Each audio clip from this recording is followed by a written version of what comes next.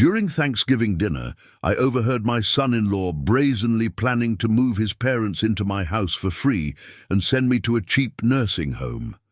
The shock of betrayal hit instantly, but I smiled, letting them pack their belongings and celebrate their new home. Their greedy dream would be shattered by my revenge, cold and inevitable.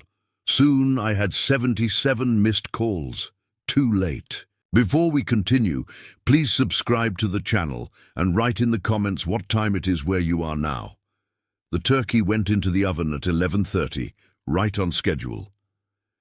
I hummed quietly while basting the skin with butter, a ritual I'd perfected over 4 decades of Thanksgiving dinners. The kitchen smelled of sage and roasting meat, and outside my windows, November rain streaked the glass in lazy patterns. Jennifer and Marcus weren't due until 4 o'clock, which gave me 3 hours to finish the sides and set the table properly. The doorbell rang at 2:30. I wiped my hands on the towel and checked the clock again, certain I'd misread it. Through the front door's frosted glass, I saw 2 silhouettes. When I opened it, Jennifer stood there with that bright smile she wore when she wanted something. Marcus behind her, holding a bottle of wine like a prop. "Surprise! We came early to help." She kissed my cheek, already moving past me into the hallway. "You didn't have to do that." I reached for their coats. "Oh, we'll keep them." Jennifer glanced at Marcus, something quick and loaded passing between them. "The house is a little chilly, don't you think?" It wasn't chilly. I kept the thermostat at 72 degrees. Marcus extended his hand for a shake that lasted a second too long. "Mind if I use the restroom upstairs, William?" "Sure. You know where it is." He disappeared up the stairs while Jennifer followed me into the kitchen, immediately launching into questions about cooking times and ingredient measurements. She'd never cared about my recipes before. Her hands fluttered near the cutting board, picking up the wooden spoon, putting it down, adjusting. The salt shaker. Nervous energy radiated from her in waves. Above us, floorboards creaked, not in the bathroom, in the hallway, then in what sounded like the master bedroom. "Dad, should the oven be at 350 or 375? Jennifer stood directly in my line of sight to the doorway. "350 is fine. And you're doing stuffing inside the bird? Isn't that risky with bacteria? I'd cooked Thanksgiving dinner for 37 years. She knew I knew what I was doing. More footsteps overhead, moving from room to room. I heard a closet door open, then close. Jennifer asked another question about cranberry sauce. Words tumbling over each other too fast. I nodded without listening, tracking the sounds from upstairs like sonar pings.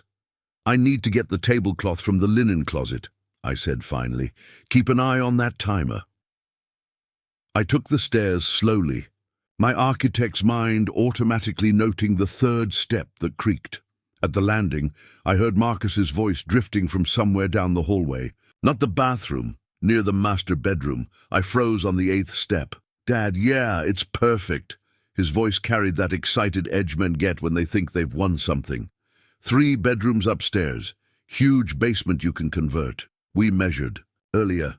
Plenty of space for your workshop. The banister felt solid under my palm, anchoring me. "Couple more months and you'll be living here. The old man has no clue." Marcus laughed, an easy sound that turned my stomach.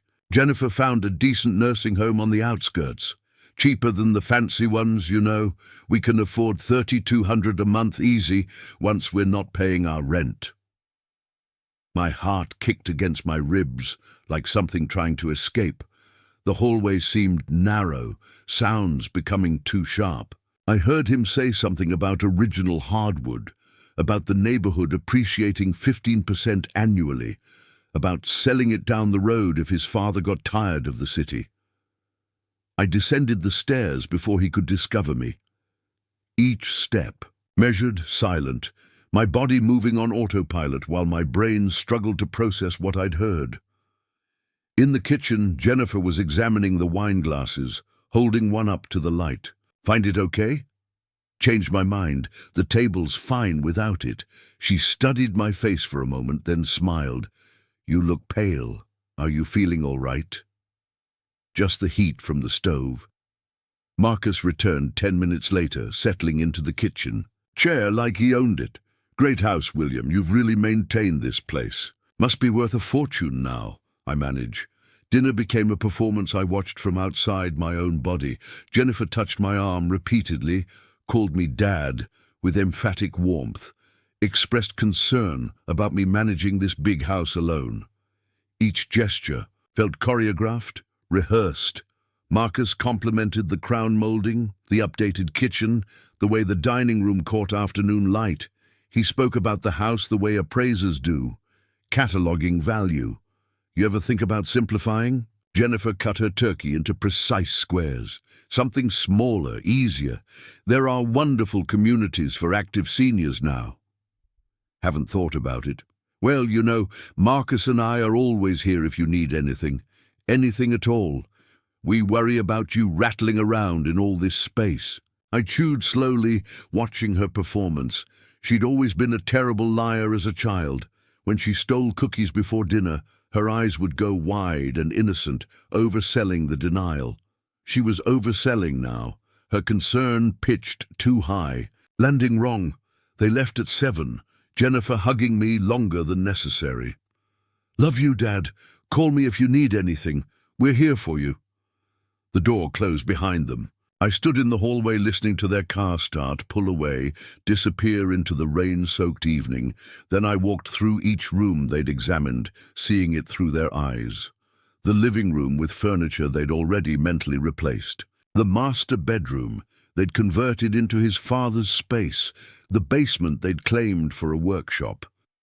I sat at the dining table, surrounded by dishes and half-empty wine glasses.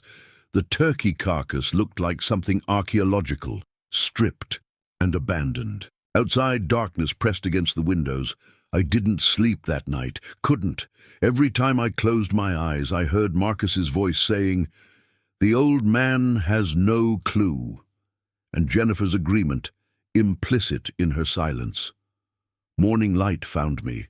At the kitchen table, still wearing yesterday's clothes, a mug of coffee gone cold between my hands. I'd watched night fade through the window like a slow exposure photograph, my mind cycling through disbelief, hurt, rage, and finally arriving somewhere colder, clearer.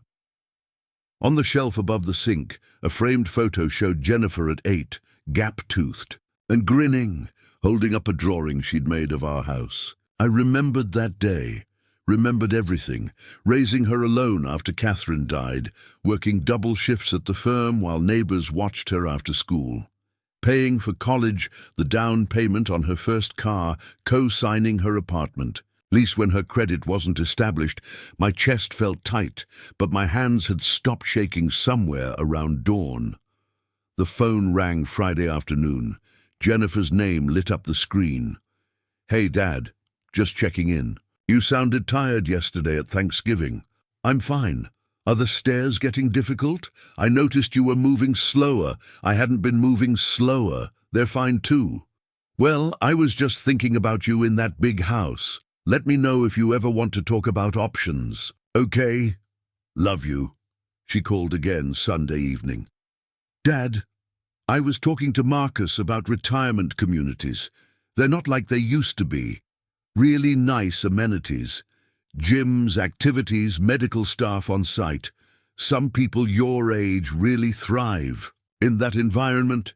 Haven't given it thought. Just want you to be safe, that's all. That house has so many stairs." Tuesday's call mentioned a friend whose father moved to assisted living and loved it. Each conversation followed the same script, the same gentle pressure disguised as concern. I responded with variations of "I'm managing" and "I'll consider it," giving nothing away. They were laying groundwork, preparing me to accept the inevitable, making me believe it was my own idea. I didn't use the computer at home. Instead, I drove to the public library downtown, found a quiet corner terminal, and spent 3 days researching property law. Page after page of statutes and case precedents filled my notebook in architect's handwriting, precise and measured. Sole ownership meant complete authority. No co-signers, no joint tenancy, no claims from adult children. The house was mine. Purchased in 1985, mortgage paid off in 2008, title clear. Title. I could sell it tomorrow if I wanted. Didn't need permission, didn't need to inform anyone. I learned about quick sales and cash buyers, market conditions showing median prices at $860,000 for comparable properties. 3-bedroom. Homes with updated kitchens move fast, sometimes in days. The market favored sellers. On Thursday, I made an appointment with an attorney. Richard Chen, found through the Bar Association directory. No personal connections, no one who knew my family. His office occupied the 14th floor of a downtown building, all glass and polished wood. Mr. Harrison. He shook my hand, gestured to a leather chair. Mid-50s, silver hair, eyes that had seen every variety of family dispute. You mentioned property questions on the phone. I opened my notebook, turned to the page where I'd written my questions. My house is in my name only. Can I sell it without informing my daughter? Is she a co-owner? No.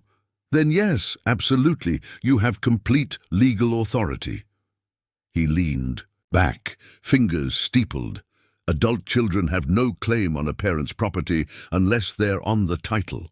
How quickly could a sale happen with the right buyer?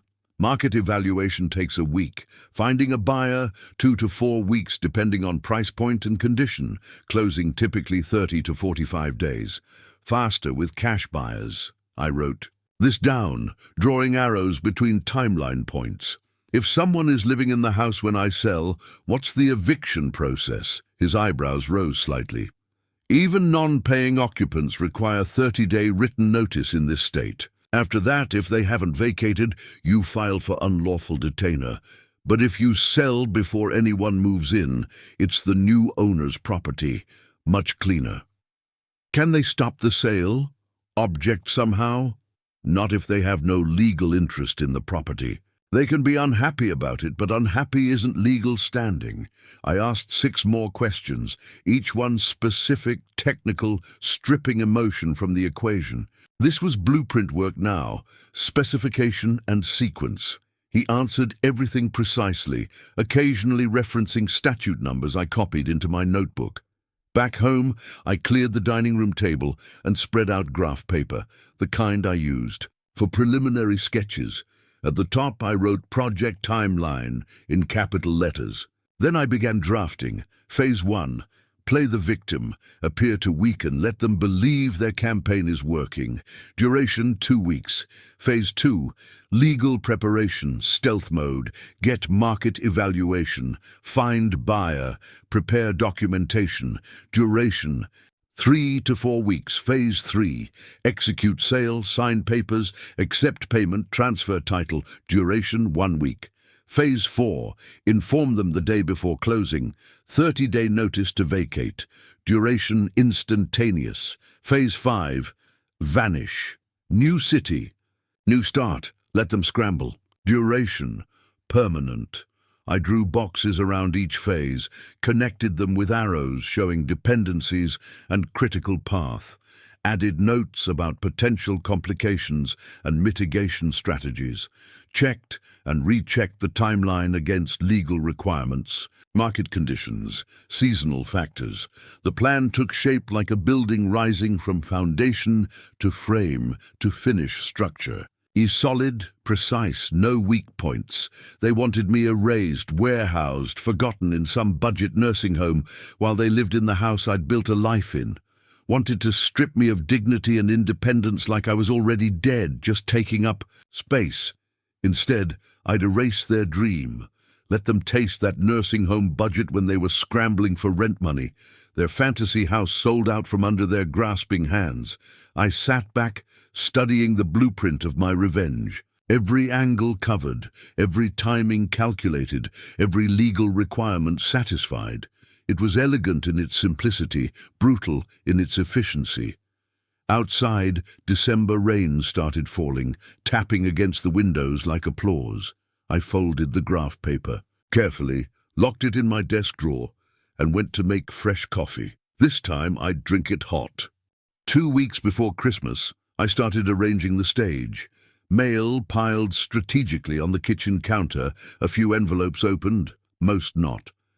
Christmas decorations stayed in their boxes in the basement, except for a single strand of lights I half-heartedly draped across the mantel. The tree I'd put up every year since Jennifer was born stayed in storage. When I looked at my handiwork, I saw exactly what I wanted them to see. A man overwhelmed, slipping, losing his grip. Christmas Day, they arrived at 2 o'clock. I made sure to be halfway up the stairs when the doorbell rang, moving slowly, gripping the banister. "Dad, let me get that." Jennifer rushed past me, concern painted thick across her face. At dinner, I paused mid-sentence while describing the roast, let my eyes unfocus for a moment. What was I saying? The roast, Dad. You were talking about the cooking time. Right, the roast.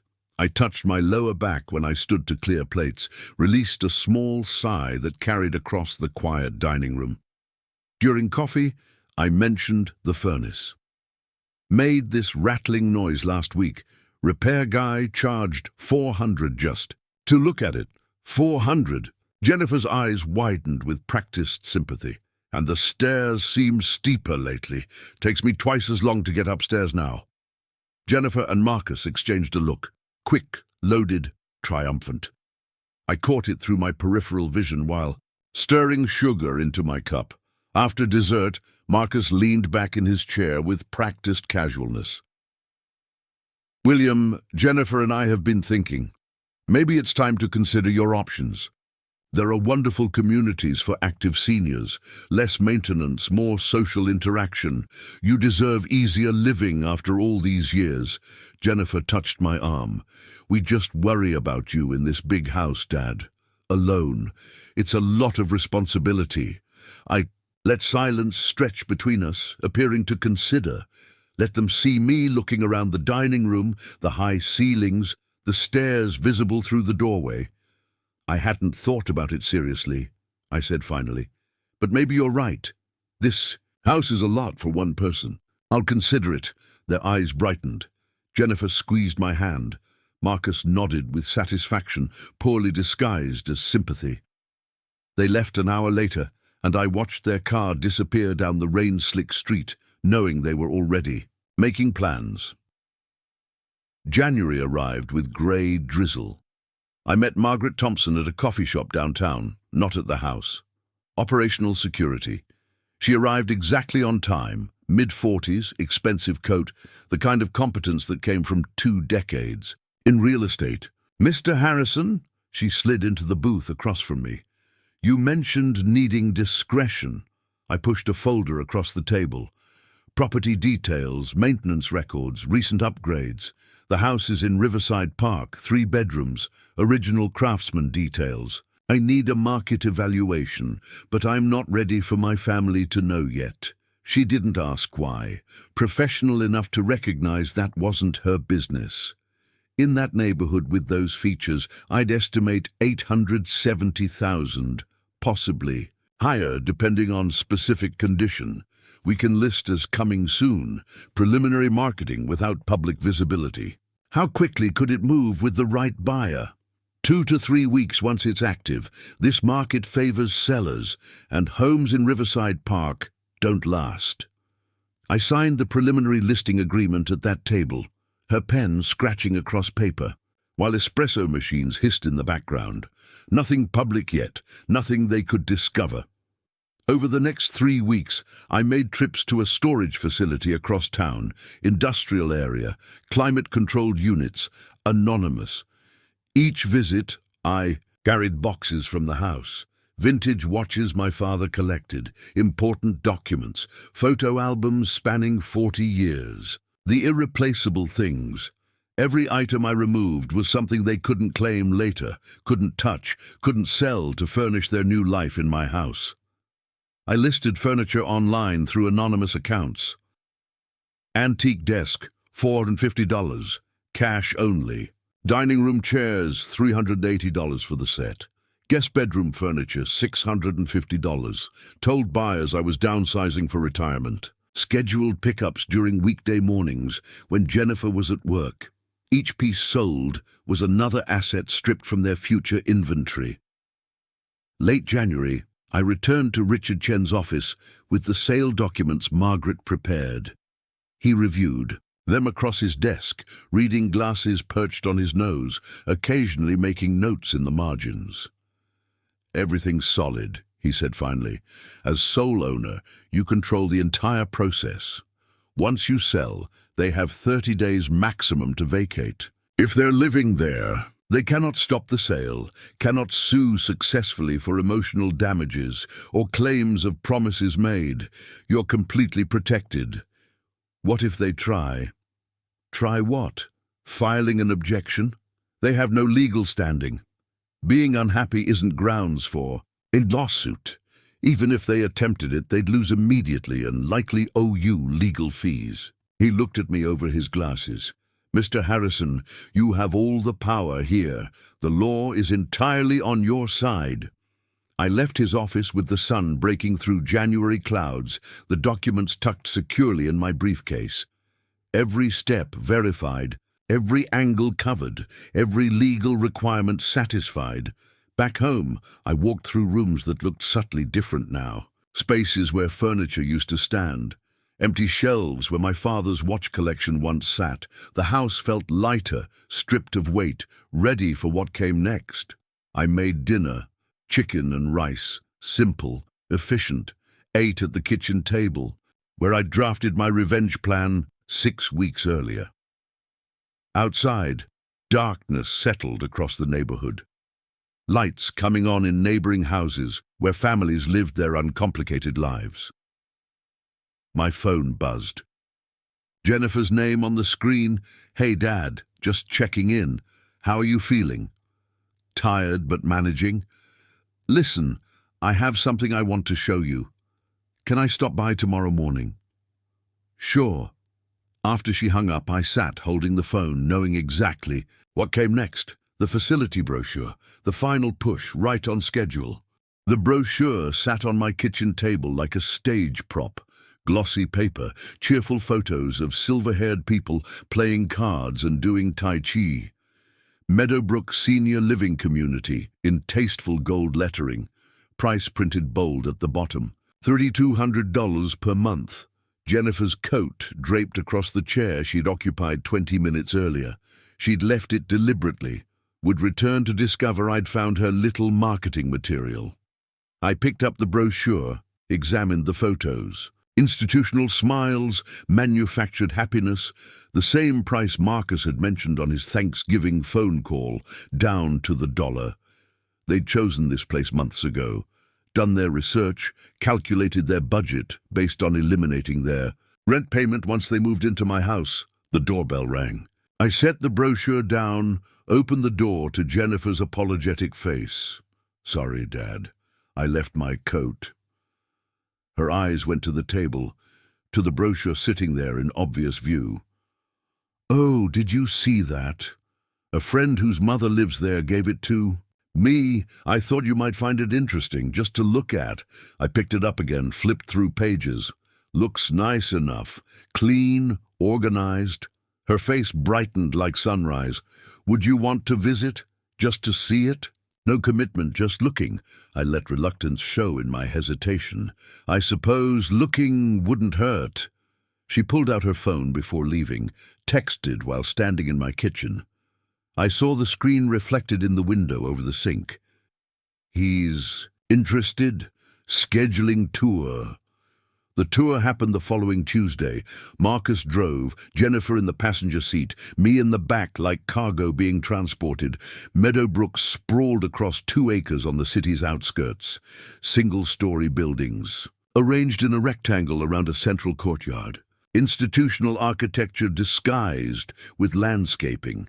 Inside, a staff member named Patricia led us through narrow hallways smelling of disinfectant and overcooked vegetables. She showed us a studio apartment, 280 square feet, bathroom with grab, bars, kitchenette that was really just a microwave and mini-fridge. A window overlooked the parking lot. "Everything's included," Patricia chirped. 3 meals daily in the dining hall, activities, housekeeping, medication management. You'd have complete peace of mind. I asked appropriate questions about meal, schedules, activity calendars, medical staff ratios. Jennifer and Marcus stood behind me, listening, watching, trying to read acceptance in my posture.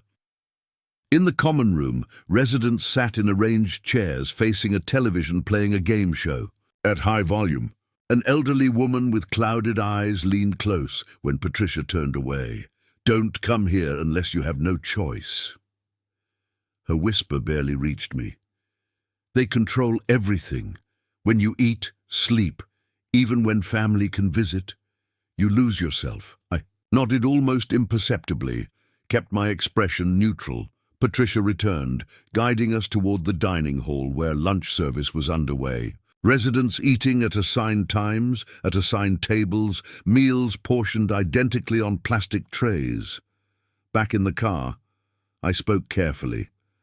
"It's adequate. I'll think about it." Jennifer twisted in her seat.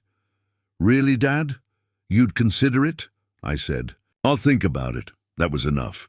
They exchanged a look that said everything. Triumph, relief, greed barely contained. When they dropped me home, I watched from my living room window as they celebrated in the driveway.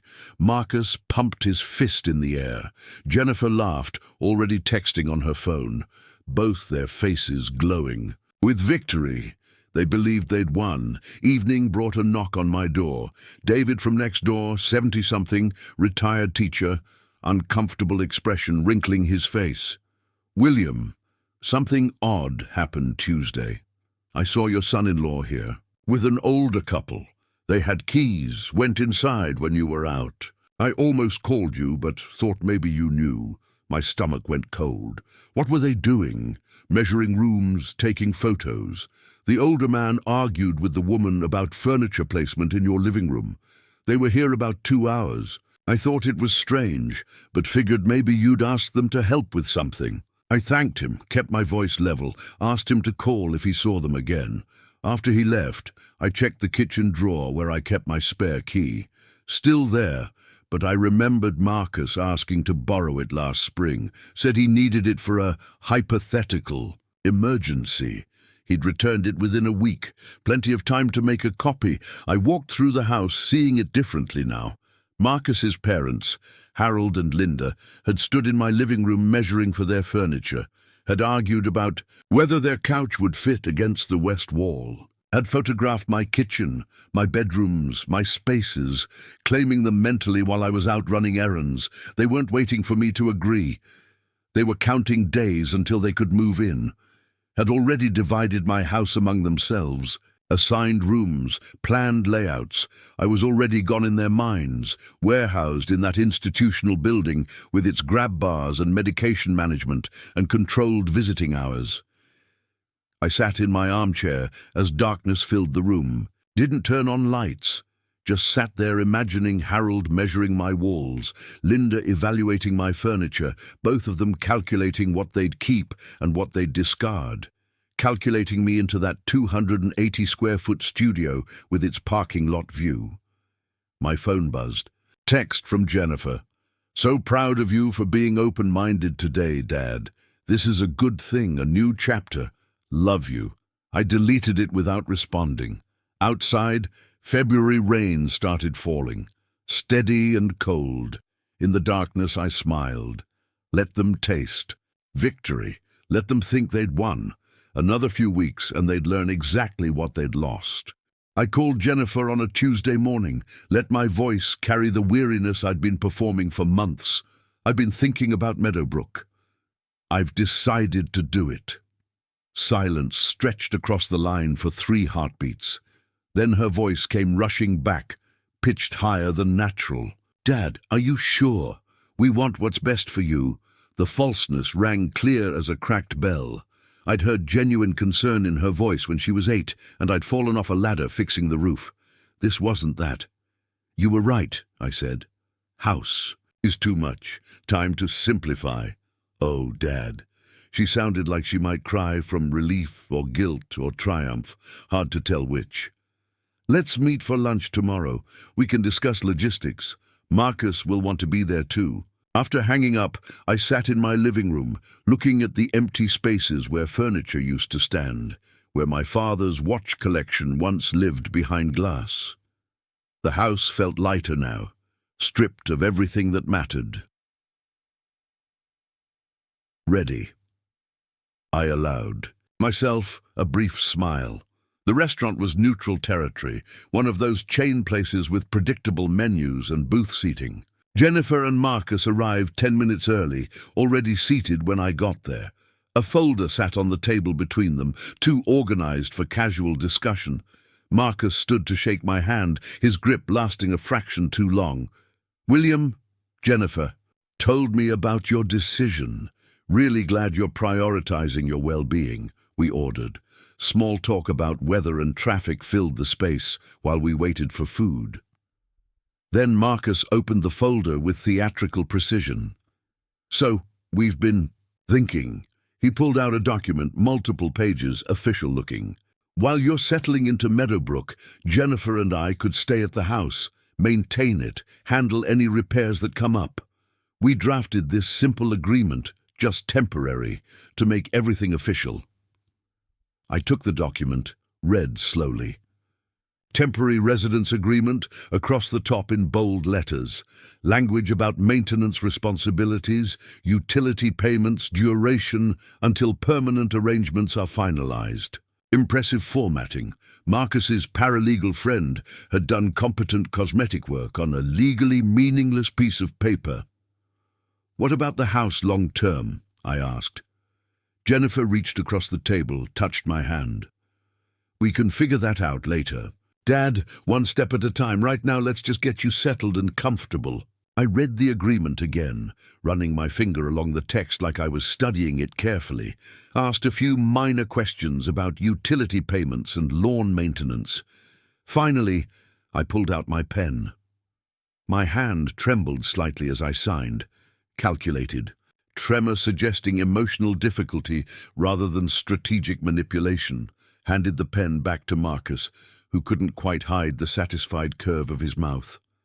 "That would really help," I said quietly. "I was worried about leaving it empty. You're both so thoughtful. Thank you." Across town, in a cramped 2-bedroom apartment Harold and Linda had rented for 12 years, different conversations were happening.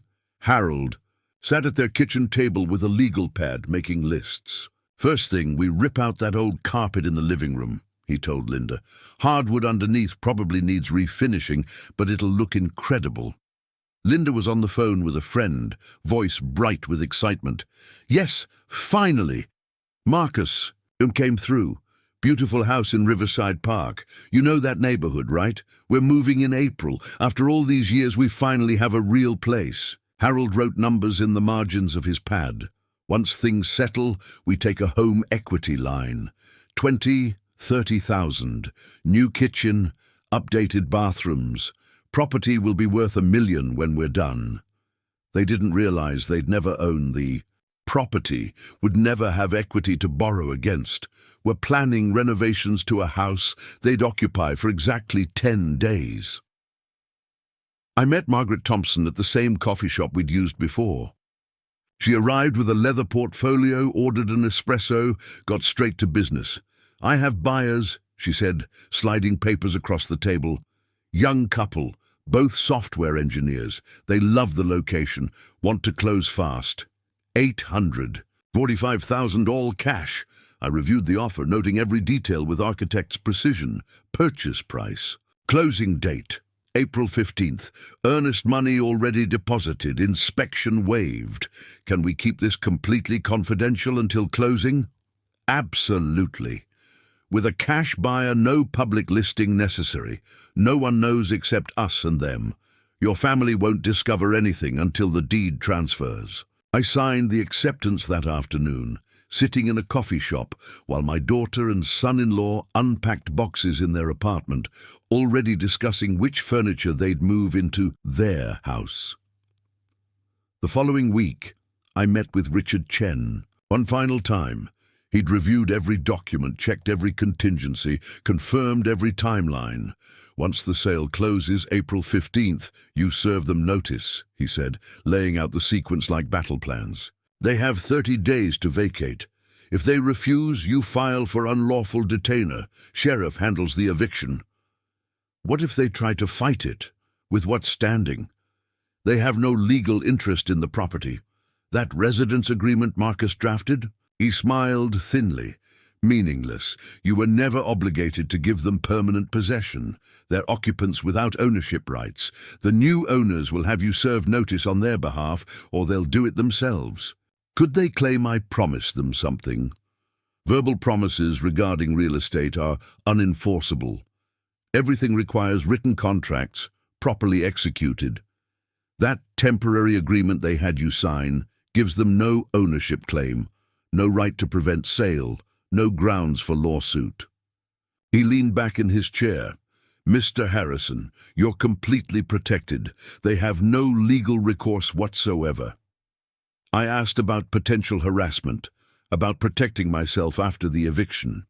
He advised documentation only, no direct contact. After serving notice, let attorneys handle any disputes. I left his office with a folder containing everything I needed. Sale contract, eviction notice template, sheriff contact information, timeline with critical dates highlighted, every contingency covered, every detail verified. Walked to my car in the parking garage, footsteps echoing off concrete. Above me, the city's grey sky pressed down, promising rain. I thought about Harold and Linda making renovation lists, about Marcus hosting imaginary housewarming parties in his mind, about Jennifer convincing herself she'd done the right thing. They'd wanted me warehoused, forgotten, erased from my own life. Wanted to step into the space I'd built and pretend I'd never existed. Instead, in 10 days, I'd erase their dream completely. The rain started as I drove home, drops spattering across the windshield in irregular rhythms. I turned on the wipers and drove through the grey afternoon, counting down to April 15th. Early April morning arrived with pale sunlight cutting through clouds. I loaded the last boxes into my car, clothes, toiletries, laptop. Nothing sentimental. Everything that mattered already sat in the storage unit, safe from their grasping hands. The moving truck pulled up at 9:30, small rental, Jennifer driving, her face tight with concentration as she reversed into the driveway. Marcus arrived 10 minutes later in his sedan, Harold and Linda visible through the windows, their faces pressed forward with eager anticipation. I moved slowly down the porch steps, performing age and reluctance. Jennifer rushed to hug me. "Dad, you're doing the right thing. You'll love Meadowbrook. So many activities, people your age. You'll make friends." Over her shoulder, I watched Marcus and his parents already opening their trunk, unloading boxes before I'd even left. Harold caught my eye, smiled with something that might have been pity or satisfaction. Linda waved, her expression saying she'd won something she'd been chasing for years. "The house is in good hands," I said, loaded statement. They heard gratitude. I meant irony. I drove away slowly, checking my rearview mirror. Before my car reached the corner, Harold was hauling a floor lamp toward the front door. Linda directed furniture placement from the porch. Marcus stood with his hands on his hips, surveying his conquered territory. I didn't drive to Meadowbrook, turned south instead toward a different neighborhood entirely. The apartment I'd rented was nothing. Special, furnished one-bedroom, $1,200 a month, month-to-month lease.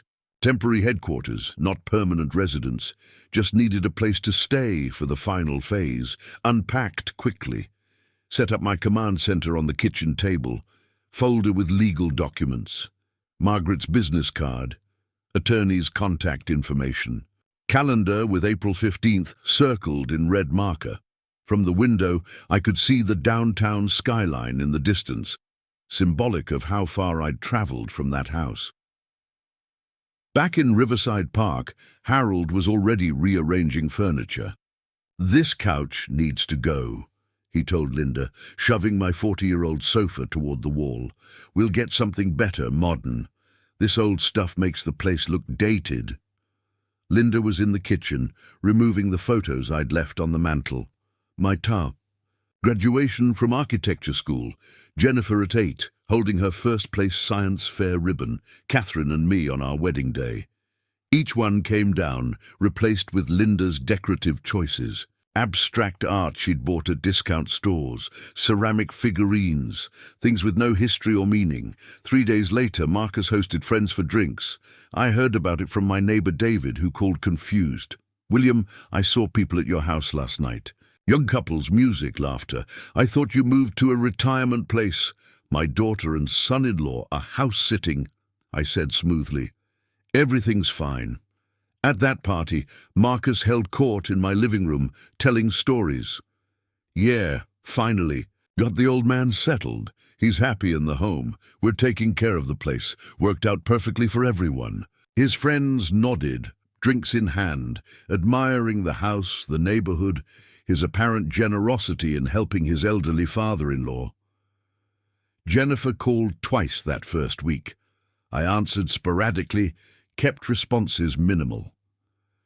"Dad, how are you adjusting? Do you need anything?" "Fine, still settling in, busy with activities here. My detachment was strategic. Didn't give them guilt, didn't give them certainty, just enough response to confirm I existed, not enough to invite deeper conversation." She visited my apartment midweek. I'd given her the address, told her it was temporary housing Meadowbrook, provided during transitions. The city's expensive market made the story plausible. I sat in the armchair when she arrived, didn't stand to greet her, answered her questions briefly, offered nothing additional. Performed institutional disconnection, the kind of detachment that develops when people lose their autonomy, their purpose, their connection to the life they built. "You seem distant, Dad." "Adjusting takes time." She left after 20 minutes, convinced everything was proceeding smoothly. Called Marcus from her car. I watched from the window, her gestures suggesting relief. He'd asked if I seemed okay, if I suspected anything. She'd told him no. Everything was fine. The old man was adapting. Back at the house, Harold met with a loan officer at the local bank branch. "I'm interested in a home equity line," he explained, sitting across the desk with confident posture. 25,000. We want to do some renovations." The officer pulled up forms on her computer. "I'll need the property deed, proof of ownership." "It's in transition. My son has a temporary agreement with the previous owner. Should be finalized soon." Her expression shifted subtly, professional skepticism replacing initial openness. "We can start an application, but we can't process the loan without clear title." Harold waved his hand dismissively. "Just get it started. The paperwork's coming." It wasn't coming, would never come. But he didn't know that yet. Linda spent afternoons shopping for renovations she'd never complete, visited home improvement stores, collected samples of granite countertops, researched appliance packages that cost more than they'd spent on furniture in their entire marriage. "We can finance everything," she told Harold that evening, spreading brochures across the kitchen table in my house. "Once the equity line comes through, we'll make this place incredible." They were spending money they didn't have on a house they'd never own, counting days in a future that would never arrive. Sat in my apartment as evening darkened the windows, folder open on the table before me. April 15th, circled in red. 5 days away now. 5 days until the sale closed, the deed transferred, the new owners took possession. 5 days until I served them notice and watched their fantasy collapse into eviction and scrambling, and the sudden understanding that they'd lost everything while believing they'd won. Outside, rain started falling again, the city's perpetual rhythm. I made coffee, stood at the window, watching the city lights blur through water streaming down glass. They were in my house right now celebrating. Harold probably discussing renovation timelines. Linda rearranging my kitchen cabinets. Marcus telling Jennifer how well everything worked out, all of them warm and confident in their stolen space. I raised my coffee mug toward the distant neighborhood, invisible from here but present in my mind. 5 more days. The title company office had that hushed corporate atmosphere of important transactions happening in beige rooms. I sat at the conference table signing documents while the escrow officer slid papers across the polished surface one after another. Sale agreement, deed transfer, closing disclosure. My signature appeared in practiced architect script, each line executed with the precision I'd brought to 40 years of blueprints. Across the table, Daniel and Michelle Park reviewed their copies. Young couple, in their 30s, software money, excited about their first house. They'd waived inspection, paid cash, closed in 30 days exactly as Margaret promised. Michelle held the keys like they were precious artifacts. "Congratulations," I said. Meant it. They seemed like decent people who'd maintained the house properly. "We appreciate the craftsmanship," Daniel said, studying the property photos again. Richard Chen sat beside me, leather briefcase open. After the final signature, he handed me a sealed envelope. "Eviction notice. Certified mail goes out today. They'll receive it within 48 hours. My phone buzzed. Wire transfer confirmation. $845,000 deposited. I stood, shook hands with the Parks, with the escrow officer, with Chen. Drove back to my apartment while somewhere across the city, certified mail began its journey to Marcus. 2 days later, the mail carrier arrived at what used to be my house. Marcus signed for the thick envelope without concern. Return address showed a law firm's name, probably junk mail or misdirected correspondence. He opened it, standing in my kitchen. The kitchen where I'd cooked Thanksgiving dinner 5 months ago, and overheard his phone call that started everything. The header read, "Notice to vacate premises, 30-day eviction notice." His face drained of color as he read the body text. Property. Sold April 15th, 2025.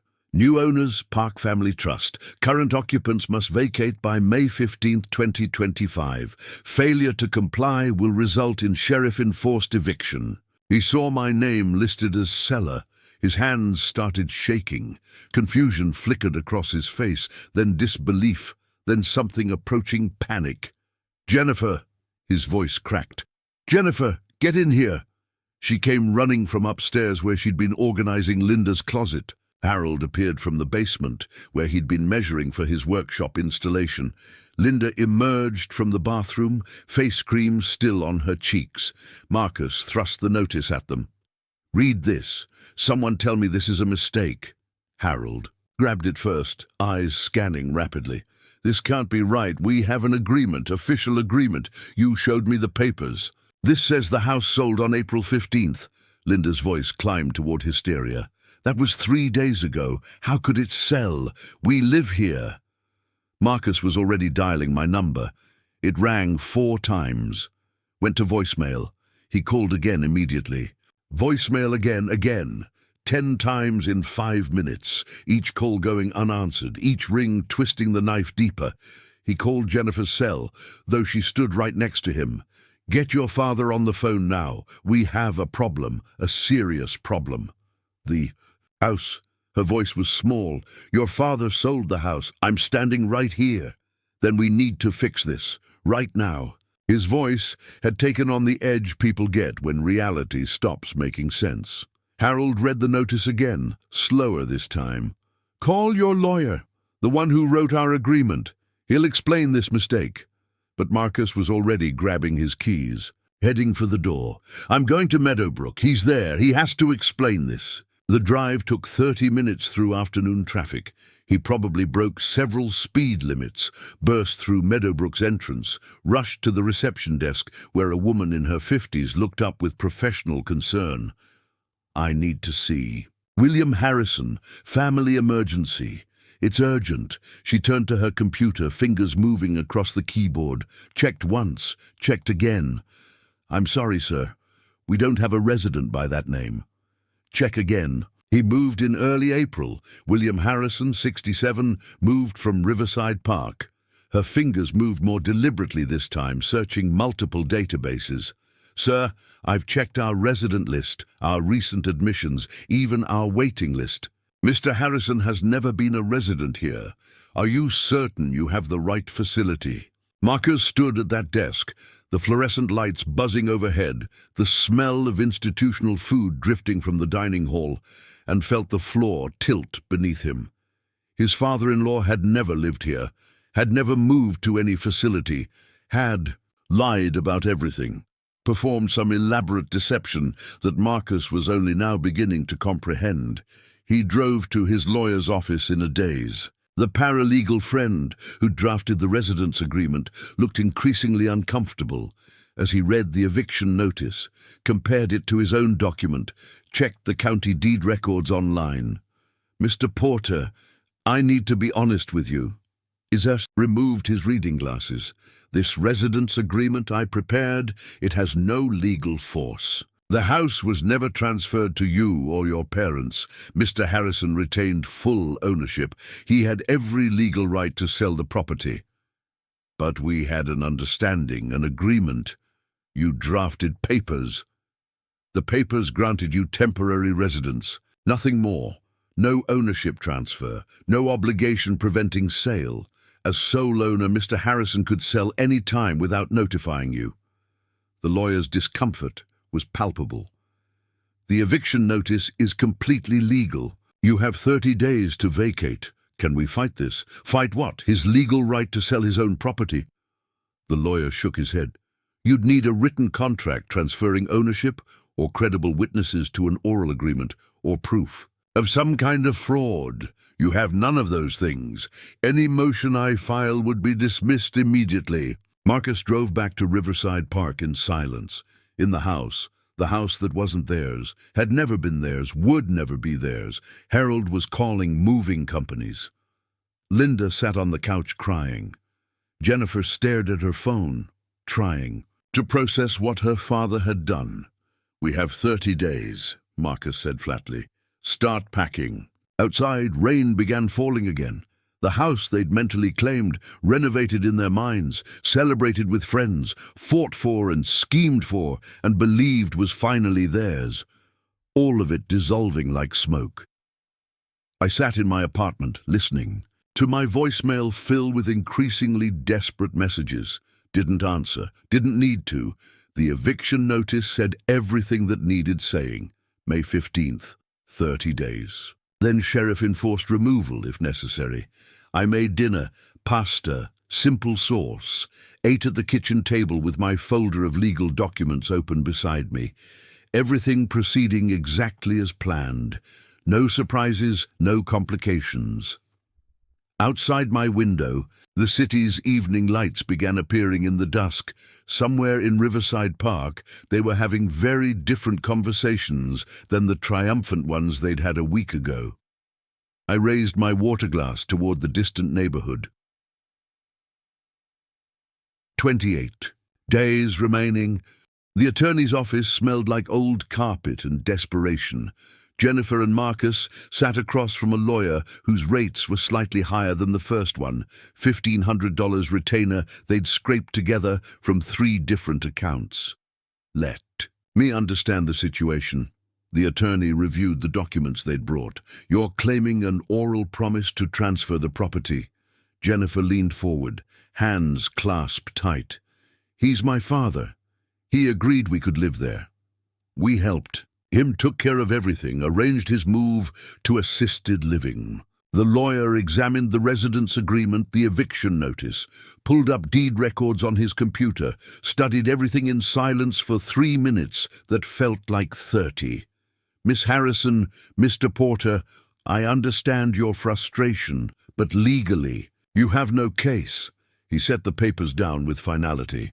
No written transfer agreement, no witnesses to oral promises, no evidence of coercion or fraud. The property was his to sell. You were occupants without ownership rights. File something, Marcus demanded. A motion, an injunction, whatever delays this. I can file a motion to stay the eviction, but it will be denied. The court will see. In clear ownership, legal sale, proper notice, you'll spend money and lose anyway. File it. The lawyer nodded slowly. Your money. But don't say I didn't warn you. They left 20 minutes later, $500 poorer and no closer to a solution.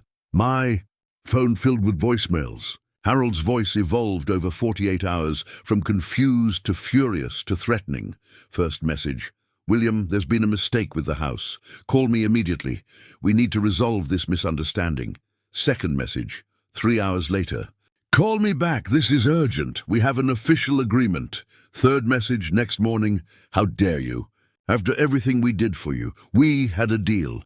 Fourth message afternoon. You backstabbing old fool. You think you can treat people this way? Fifth message evening. You'll regret this. You hear me?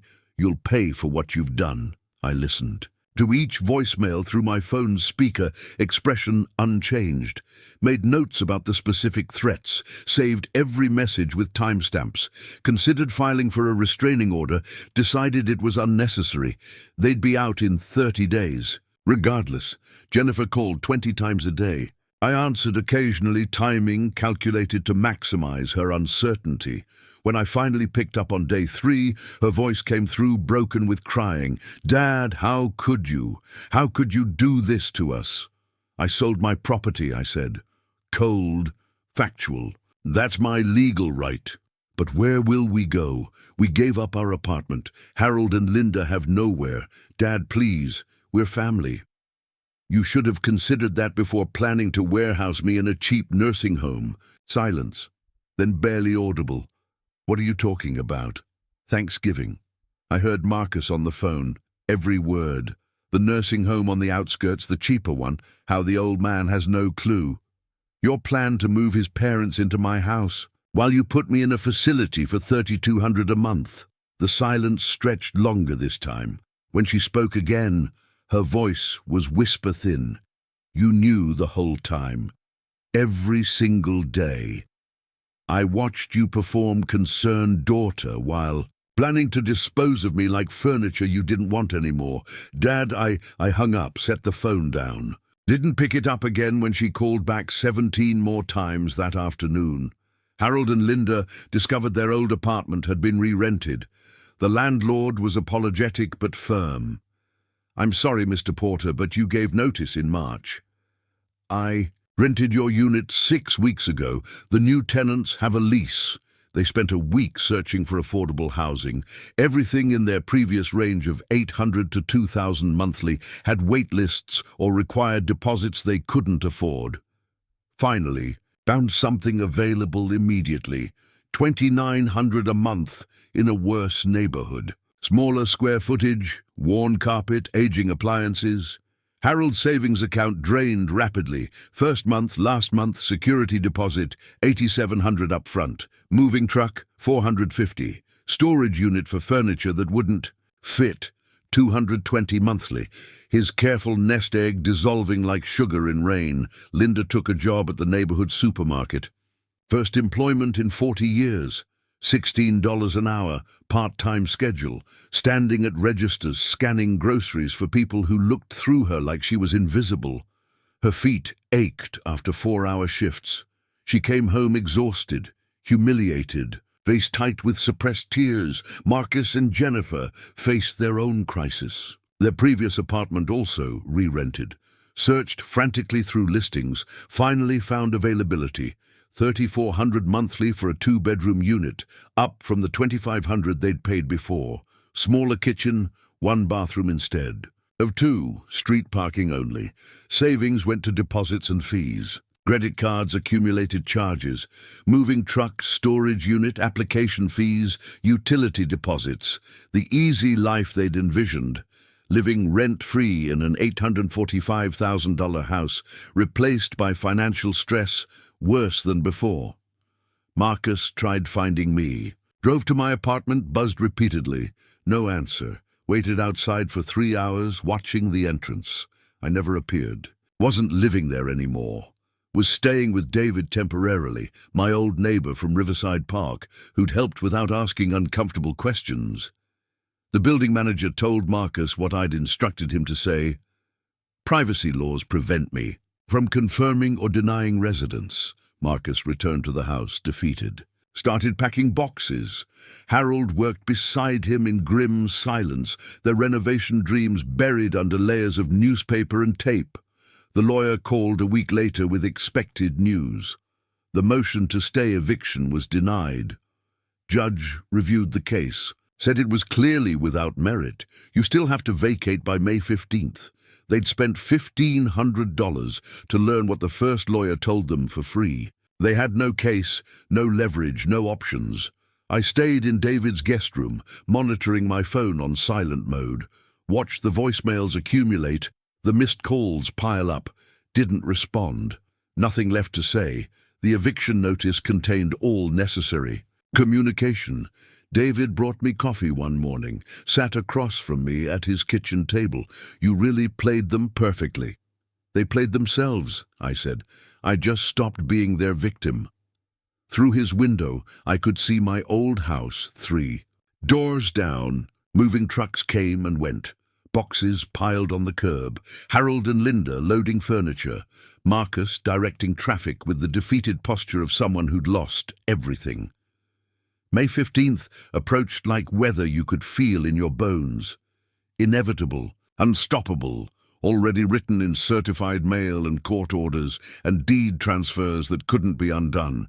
They'd wanted my house, my life, my future. Wanted to erase me and step into the space I'd built. Instead, they got 30 days in a borrowed house, scrambling for apartments they couldn't afford, returning to financial stress worse than before. Learning exactly what it felt like to lose. Everything you'd counted on. I watched them pack through David's window, felt nothing but cold satisfaction that the plan had worked exactly as designed. 11 days until eviction. Then they'd be gone completely, and I could move on to whatever came next. June arrived with bills spread across Jennifer's kitchen table like accusatory evidence. Rent, $3,400. Utilities, $315. Credit card minimum payments totaling $680. Car payments on the SUV and Marcus's sedan, $920 combined. The numbers didn't work. No matter how many times she rearranged them. Marcus came home from work, saw her hunched over the calculator. Knew what conversation was coming? Sell the SUV, he said before she could speak. Can't afford both car payments plus this rent. That's my car. My father helped me buy it. His laugh came out bitter. Your father is exactly why we're in this position. The car goes. End of discussion. Within a week, the SUV sold for $24,000. Money that felt substantial until they applied it against credit card debt from the move. First month's storage unit fees. Deposits they'd never see again. Their planned summer vacation to Hawaii cancelled. Every luxury stripped away. Every comfort reduced to survival calculation.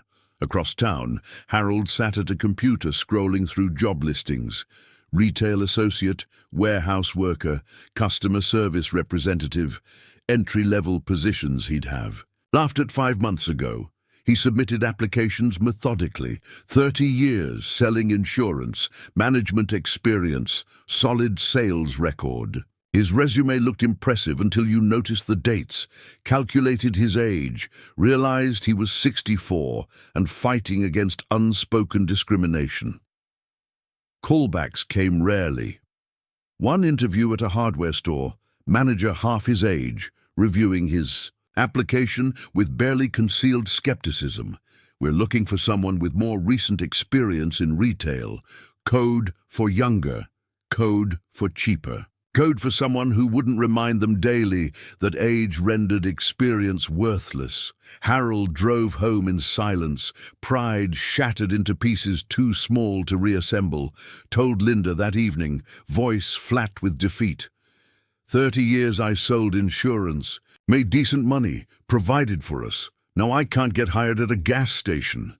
That kid looked at me like I was ancient history. Linda knew the feeling, stood behind a supermarket checkout 8 hours daily, scanning items while customers complained about prices or bagging speed or the line moving too slowly. $16 an hour. After taxes, roughly $2,200 monthly. Their rent alone was $2,900. She came home each evening with feet aching from standing, back tight from repeated movements, exhaustion she'd never experienced as a housewife. The beautiful house in Riverside Park she'd bragged about to friends, told everyone they were finally moving up in the world. Now, an embarrassing topic she avoided whenever old acquaintances asked questions. Mid-June, Jennifer drafted an email to her father. Wrote it, deleted it, rewrote it, trying to find the right balance between apology and appeal, accountability and excuse. The final version read, "Dad, I know you're angry. I understand now. This was Marcus's idea from the start.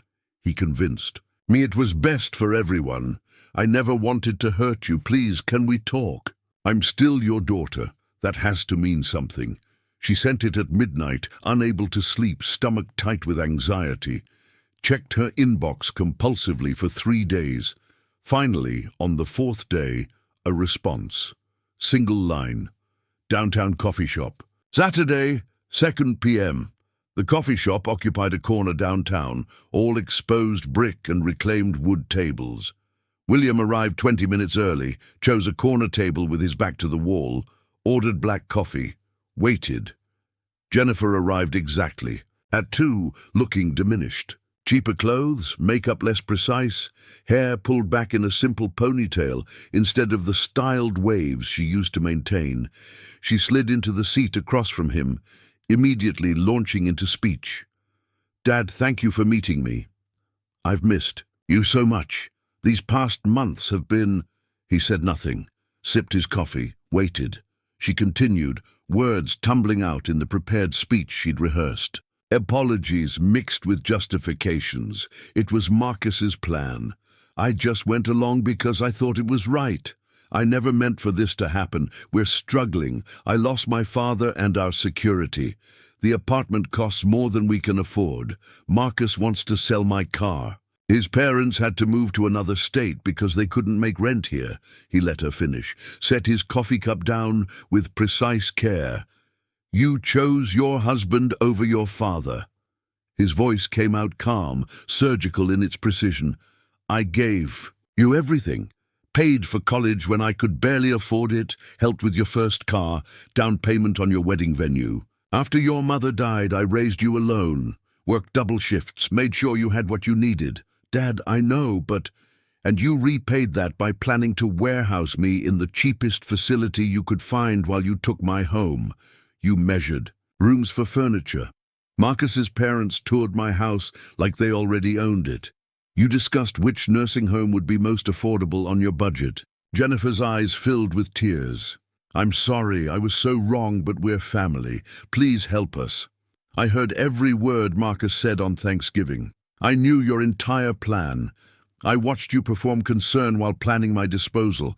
I simply protected myself. But Dad, he stood, placed a $5 bill on the table for the coffee. We were family. You ended that when you decided I was disposable. Learn to live with your choices. He walked out while she sat crying at the corner table, the $5 bill between them like a severance payment. Outside, summer sun warmed the sidewalk. He walked to his car without looking back, drove toward the apartment that was temporary but sufficient. Felt nothing but finality. The consequences they were experiencing weren't his revenge. They were the natural result of their own greed colliding with reality. He'd simply refused to be their victim. Behind him in the coffee shop, Jennifer sat at the table long after her tears stopped, staring at the $5 bill, understanding finally that some choices couldn't be undone, some betrayals couldn't be forgiven, some relationships couldn't survive what hers had done. The real estate agent handed me keys across the closing table with a professional smile. "Congratulations, Mr. Harrison. Beautiful choice. You'll love this neighborhood. Downtown condo, 1 bedroom, 900 square feet. Modern construction. 10th floor, balcony facing west. 430,000, exactly half what the house sold for, leaving me $400,000 plus retirement accounts. Financial security restored on my own terms." I drove directly to the condo, let myself in, walked through empty rooms that echoed with possibility rather than loss. The balcony became my first stop. The river stretched below, boats cutting white trails across blue water, downtown skyline visible in the distance. Smaller than the house, drastically smaller, but it felt right-sized instead of empty. Moving in took a week. Minimal furniture purchased. New. Fresh start, not recreation of the past. I retrieved items from the storage unit selectively. Photo albums with recent pictures of Jennifer removed, important documents, my father's watch collection, a few pieces that meant something beyond monetary value. Set up a small home office with my old drafting table. Considered part-time architectural consulting, everything deliberate, chosen, mine, not inherited, not shared, not threatened. Saturday morning, 2 weeks after moving in, I walked to the local farmers market. The neighborhood had that community feel, walkable, friendly, different from Riverside Park's residential isolation. I was ordering coffee from a vendor when someone called my name. "William, I didn't know you were in this area now." David, my old neighbor, holding a bag of vegetables. We found a table at the edge of the market, sat with our coffees while shoppers streamed past. "How are you doing?" he asked. "We've missed you in the old neighborhood." "I'm well, David. Needed a change, simpler space." He nodded, studied his coffee cup, clearly weighing whether to share something. Finally, "I hate to mention it, but I heard through the neighborhood grapevine your daughter and her husband are having difficulties. Financial stress, apparently. Talk of separation. And his parents moved away. Someone said another state. Couldn't afford the city anymore." I sipped my coffee, showed no reaction. "People make their choices," I said evenly. "Sometimes those choices have consequences they didn't anticipate. That's life. How's your garden coming?" We talked about tomatoes and pest control for 10 minutes before parting ways. Walking back to my condo, I felt no triumph about the information, just acceptance. They'd chosen their path. We're living with the results. That evening, I checked the old phone, the one I'd given the family. Kept charged but silenced. Hadn't looked at it in weeks. The notification light blinked. New email from Jennifer. "Dad, I know you probably won't respond. Maybe you won't even read this. But I have to try one more time. Marcus and I are separating. The financial pressure destroyed us. His parents left for Idaho, cheaper cost of living. I have nothing left. Could you help? Even just part of the house money. I'm still your daughter. That has to mean something. Please. Jennifer." The phone log showed 77 missed calls. Months of accumulation, desperation building like pressure behind a dam. I read the message twice. No anger, no satisfaction, no guilt. Just finality. Closed the email without responding. Held the power button until the screen went dark. Placed the phone in my desk drawer. Closed it. That chapter finished. The following week, I attended a meeting for the Retired Architects Volunteer Network, a program connecting retired professionals with non-profits needing pro bono design assistance. I presented my credentials, discussed availability. The coordinator leaned forward with interest. "Mr. Harrison, your experience is exactly what we need. Riverside Community Center wants to expand.